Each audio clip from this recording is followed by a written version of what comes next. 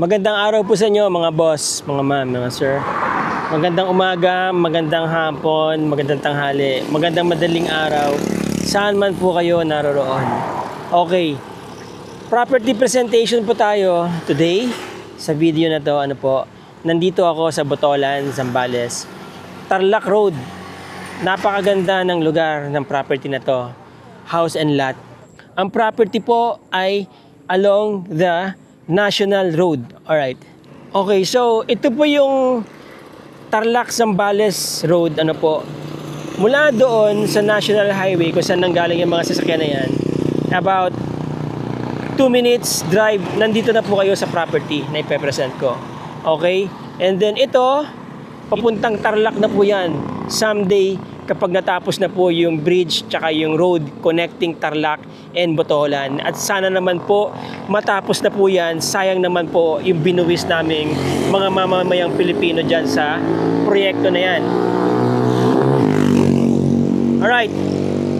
So nakita nyo naman, walang tigil ang daan ng mga tao, ng mga sasakyan. Okay, so maganda po ang location ng property. Actually, napaka strategically located at one day, soon, this will become a highly commercialized area. Ito po lugar na to. Okay, now, ito po yung property, mga boss, mga ma'am, mga sir. 685 square meters, if I'm not mistaken. Anyway, kung may correction po, lalagay ko na lang dyan sa screen dahil pangatlong o pang-apat na vlog ko na po ito today. Papansin nyo, yun pa rin ang suot-suot ko, di ba? Anyway, fully fenced po yung property. May dalawang gate, isang maluwag na pedestrian gate, at saka para dun sa sasakyan, maluwag din po yan. About 30 meters po ang lapad o ang frontage ng property. Ang maganda rito, mga boss, in the event na magkaroon ng road widening, safe po ang property nyo. Mula dito sa gitna ng kalsada, so, kung dito pa sila maglalagay ulit ng road widening, meron pang allowance for sidewalk, di ba? So, meron pa kayong setback na around 1.5 meters or 2 meters at least, no? Okay. Again, fully fenced po ang property. Titulado po yan, malinis ang papeles. Alright.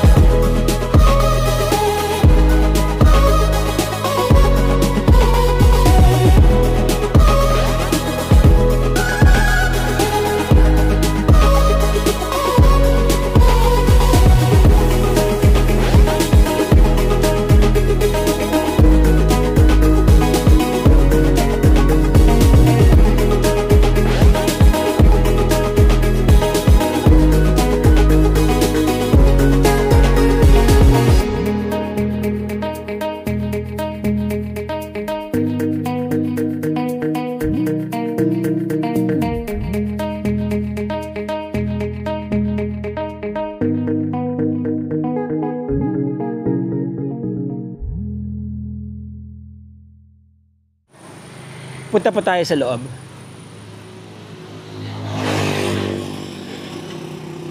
Okay, so naka-pave na po, no? Yung mga dadaanan ninyo papunta sa property. Yan, meron pong carport, lanay. Okay? Ang bakod niya about 5 feet or 4.5 feet. Ang taas ng bakod. Concrete, solid. Yan.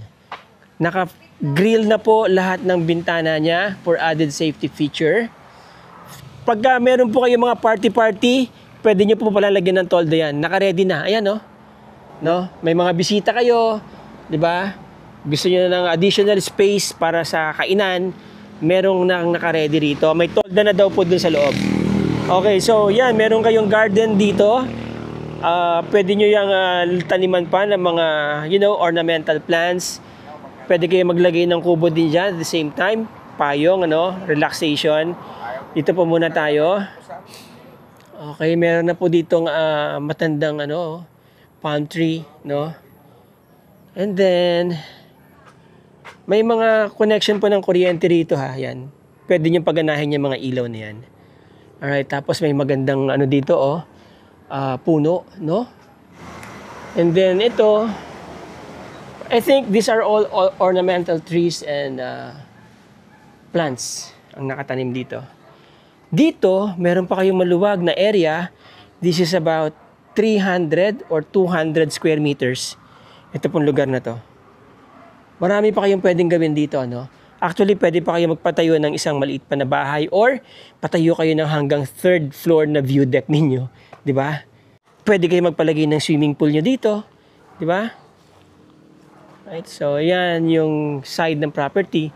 Actually, ito, lanay, no? And then, main door na po yan. Pasok tayo mamaya dyan sa loob ng bahay. Lahat po ng kwarto may aircon. Split type. Naka-aluminum po spandrel yung kisame dito sa labas. Okay, maganda yung bubong, maganda yung stage or yung state ng bubong, no? Here, maluwag pa rin talaga, no? As you see, may tanim nga na nyug, Ito, pwede nyo na sigurong patanggal to. Nakita ko sa drone shot mo, ang namamatay na yung tuktok niya, So, anyway, pwede nyo pong magamit yung trunks niyan. Marami po kayong pwedeng paggamitan yan. Okay, naka-pave na rin dito. Ayan, may walkway kayo. Tapos, may gripo sa labas, may drainage, po. Yan, may mga kailangang i-repair, kagaya niyan, no? Butas na yung mga, dito, papalitan nyo na lang ng stainless yan. Anyway, maganda naman po yung presyo ng property. Okay? And then here, meron kayong malaking puno ng kalamansi. And summer, malakas po mamunga yan.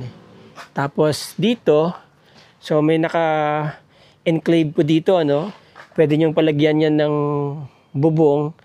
Magagamit niyo po yan, like ihawan or storage area. Okay? Alright, naka-setback siya ng around 2.5 meters or 3. And then dito maluwag pa, mga boss. Yun. Meron ding puno ng nyog. Tapos merong, yan. Meron pang space dito na pwede nyo magamit. Yan, Okay. And then, dito, ito, nakasara na yun, So, pag na-clear nyo yan, pwede nyo pang magamit din yan for whatever purpose. Pwede nyo ma-maximize, di ba? Tapos ito po, tangke. Ang lapad ng poste, Meron din silang pump dito. Yan. Ma'am, may napansin ako. Parang magkakulay kayo ng bahay. Tignan mo, yung top mo at saka yung baba. Tignan mo, pareho ng kulay. Opo, mabibenta po kasi natin. Pag dumikit ka nga, hindi kita makikita eh. Dikit ka sa pader. O, hindi kita mapapansin, di ba? Napansin mo siya? Hello po. Alright. Kaya yan daw extra kaya. Extra na lang. Ito po yung tangke nila. Semento, Malaki yan, maraming tubig po yan. So, pwede kayo mag-stock ng tubig dyan para hindi kayo mabubusan ng tubig. Alright, and then, yan, may Jetmatic, mayroong pump, pressure pump. Dito, meron kayong outside kitchen. Yun, Yan. Ito, fixed na po yan, Yung mesa na yan.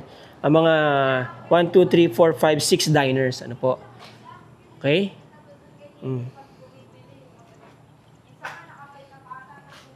Pwede nyo yung palagyan po yan ng lona para pagka tag-ulan, hindi masyadong mainit. Alright. Now, carport. Ito, diretso dito, no? So, may door dyan, papasok sa loob, pero doon na po tayo dadaan sa main entrance. Yung carport ninyo, maganda yung kanyang flooring. No, hindi siya madulas. Okay? Meron din siyang supply ng tubig siguro dito. Yan. Para kung maghuhugas-hugas po kayo may gripo dito. Maghuhugas kayo ng sasakyan ninyo, 'di ba? Wash out papunta lahat doon. Naka-ramp palabas ng kalsada. Mas mataas po ng bahagya itong totality ng property. But flood-free zone po itong lugar na to. Hindi bumabaha dito, 'di ba, Manong? Walang baha po dito. Okay, yan ang mga aircon, malalaki ano. Fully air conditioned po yung loob ng bahay. Mga boss. 5 daw ang aircon dito sa loob. Alright. May mga wall lamp, no? Yan. Wall lamps. Okay, pasok po tayo sa loob ng bahay. Ang kanyang kulay para siyang terracotta, di ba? Mediterranean or Moroccan. I don't know. Anyway, screen door. Yon. And of course, this is your sala. Living area.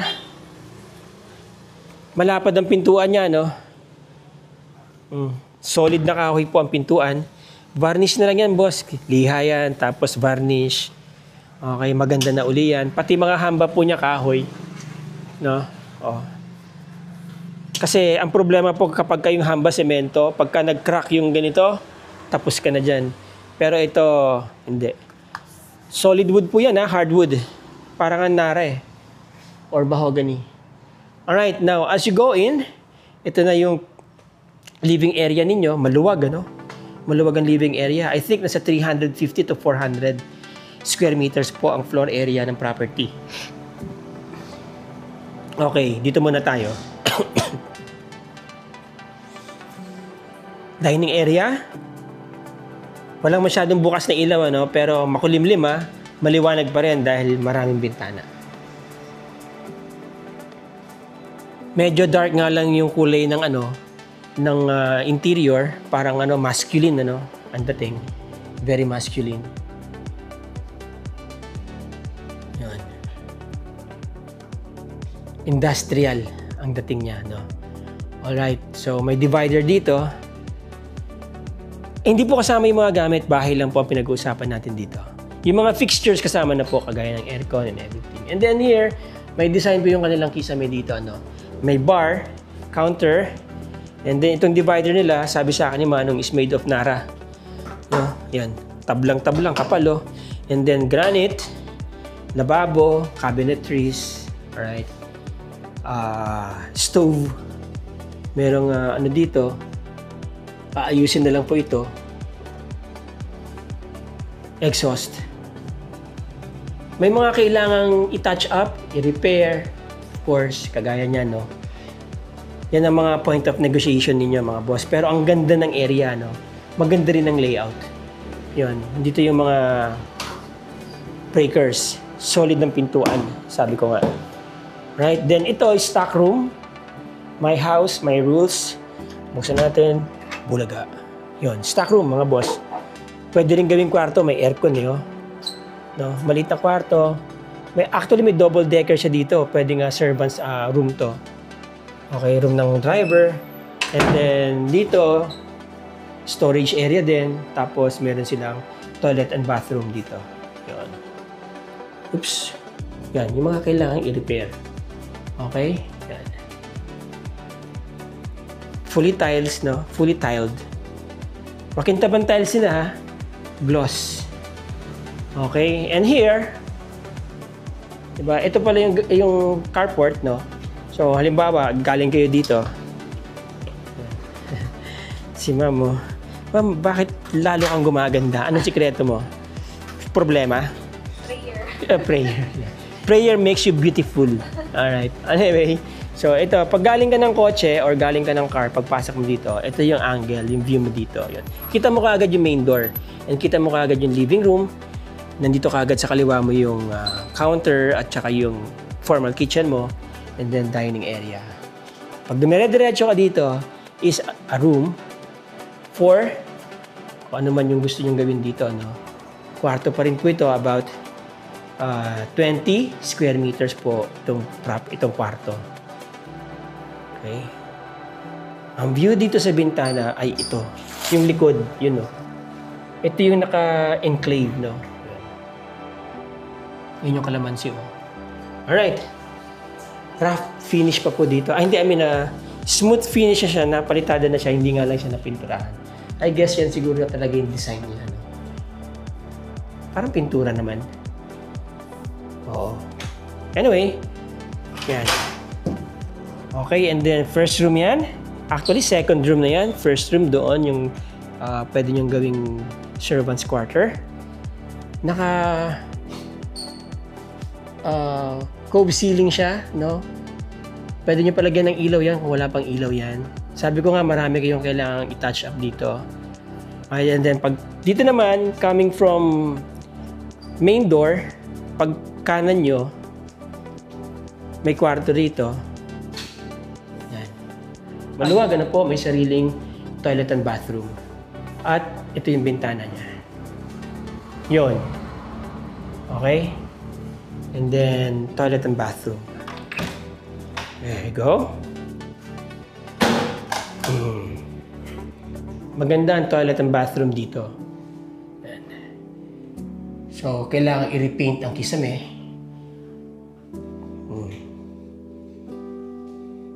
Enclosed shower, may hot shower na rin. Tempered glass, mga boss. Mataas ang tiles, no? Kahit hindi siya umabot sa ceiling, pero mataas po siya. About 6 feet yan or 7 feet. Alright? 80 by 80 yung tiles dito. Okay. May built-in cabinet or may cabinet na rin dito. Maluwag ang kwarto, mga boss, no? About 20 to 25 square meters po yan. Okay. And then here, may isa pang kwarto. Third room. Yon. Mahaba po ito, ha.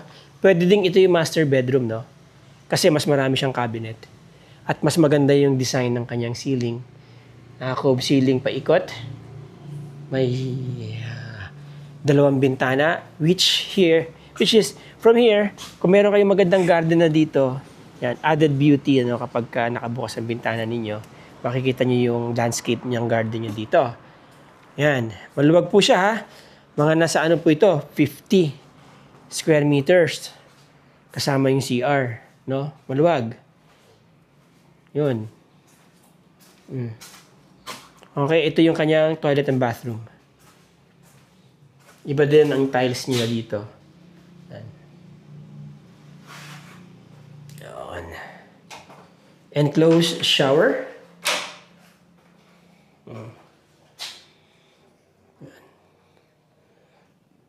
Tempered glass.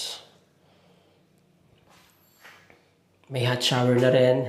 I don't know if still working. Pero mukhang gumagana pa yan. Right? So, may mga touch-up lang, linis ng husto.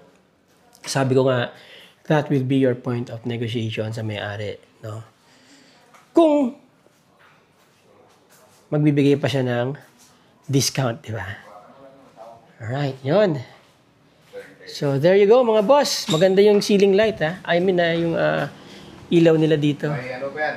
May cove light. May cove light yan. Nice. Okay. So, there you go, mga boss, mga ma'am, mga sir. Okay. Ayan. So, there you go, mga boss, mga ma'am, mga sir. Again, recap po tayo sa property. Magandang location ng property, along main thoroughfare, national highway or provincial highway, Zambales, Tarlac Road. At ito pong spot na to, napakalapit sa junction or napakalapit dyan sa National Highway. This is about 5 minutes going to Iba. Diyan na kayo sa Bulwagan, Register of Deeds. mga different government offices, Masonry Lodge, hospital, may dalawa na pong hospital dyan. Actually, 3 hospitals na magaganda, isang provincial dyan, tsaka 2 private, and then universities, colleges, high schools, So, napakalapit nyo lang, about 5 minutes drive from here. Now, Botolan is about 4 to 5 hours drive from Metro Manila. Okay, coming from Balintawak exit. And maganda na rin po ang Botolan. Isa na rin po sa mga pinupuntahan ng mga turista. Nakita nyo naman, malapit lang po ito sa beach. Nakita nyo sa drone shot natin, kitang-kita yung coastal area. So, about 10 minutes, nandyan na po kayo sa mga magagandang beaches dyan ng Botolan. Okay? As well as, papunta rin ng Iba. Okay? So, yung mga interesado po dyan, again, ang property ay nasa 681 square meters.